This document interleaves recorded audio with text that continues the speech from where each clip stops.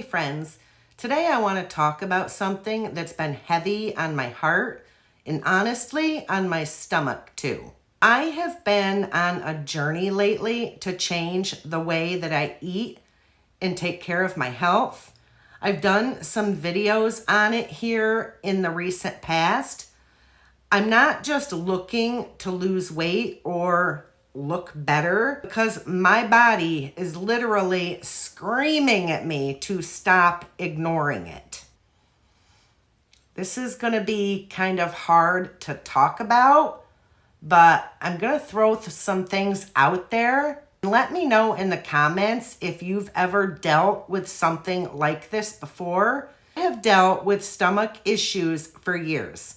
Chronic IBS, bloating, cramping, pain that would knock me out for the rest of the day. Honestly, for the longest time, I really didn't want to admit or even really know that food specifically is what is affecting or triggering my symptoms, such as sugary things, fried stuff, soda. Soda is a big one that triggers me. Carbs, the usual comfort foods that we all grew up loving and we all pretty much grew up eating.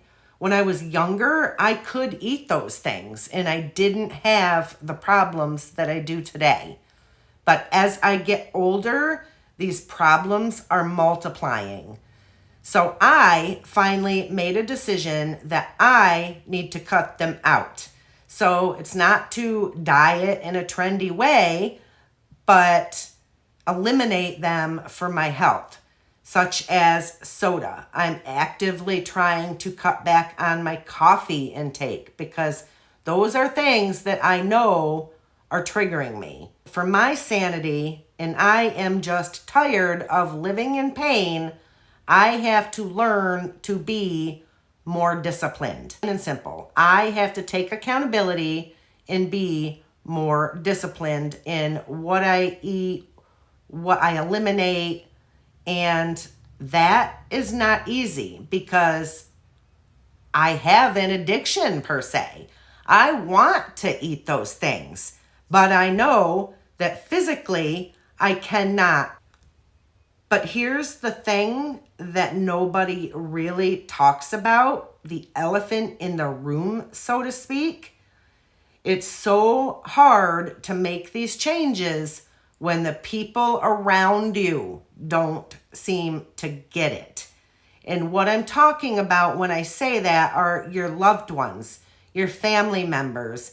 You might go to a party, a family dinner, and you hear them say, "Come on, it's just one slice of cake. Celebration, live a little. It's Easter. Just you can have one. It's Easter. You can have some of these goodies. It's a holiday."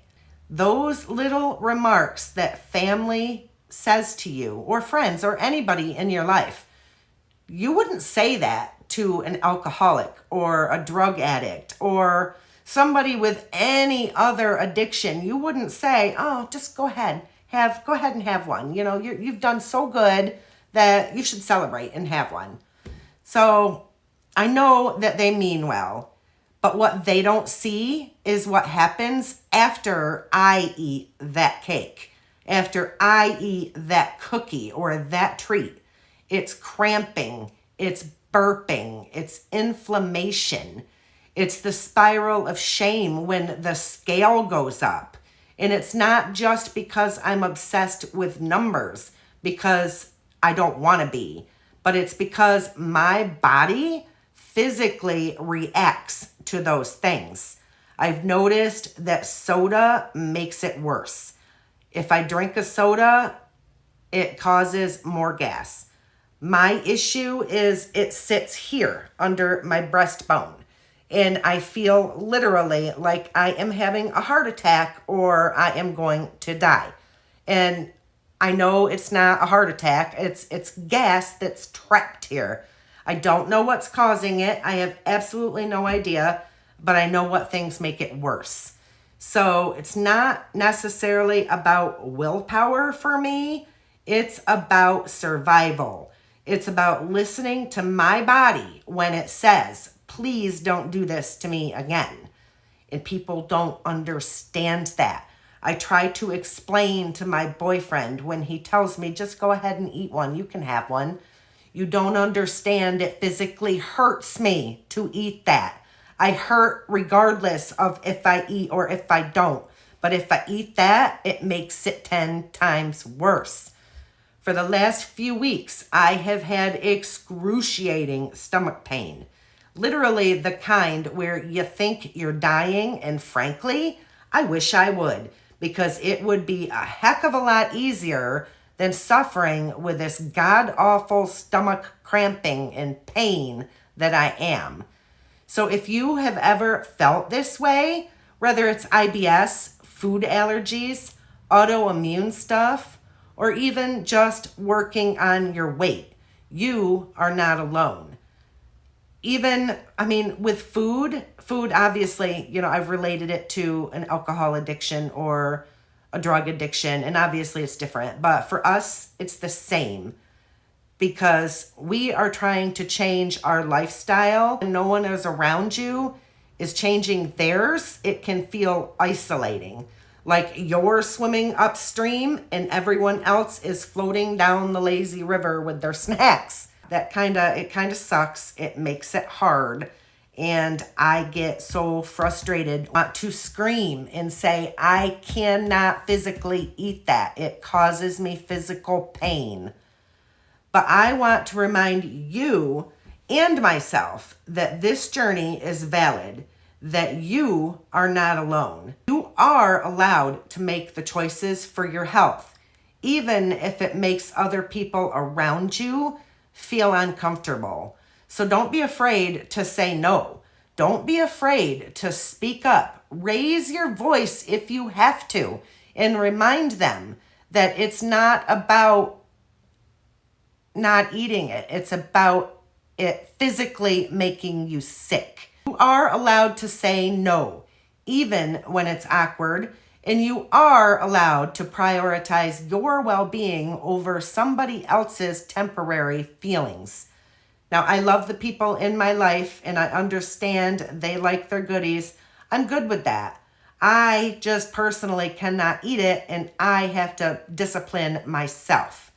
It's hard, it's frustrating, but it's actually empowering to reclaim my health and finally start to feel in control of my own body.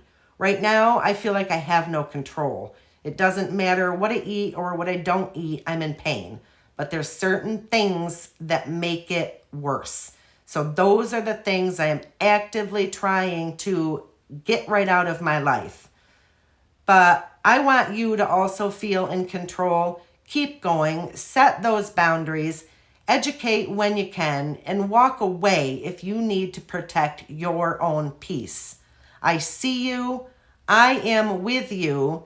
I am going to keep sharing my journey that helps even one of you feel less alone. Know that I am also here. I am in this. Let's drop it in the comment section. What are your triggers? Do you have these types of issues also? You are not alone in this. Don't forget to like, comment, or share this if you've ever been in this spot. I'd love to hear your stories too. Let's talk about this. Tell me what you think in the comment section below. Until next time, be kind to your body and even kinder to your heart.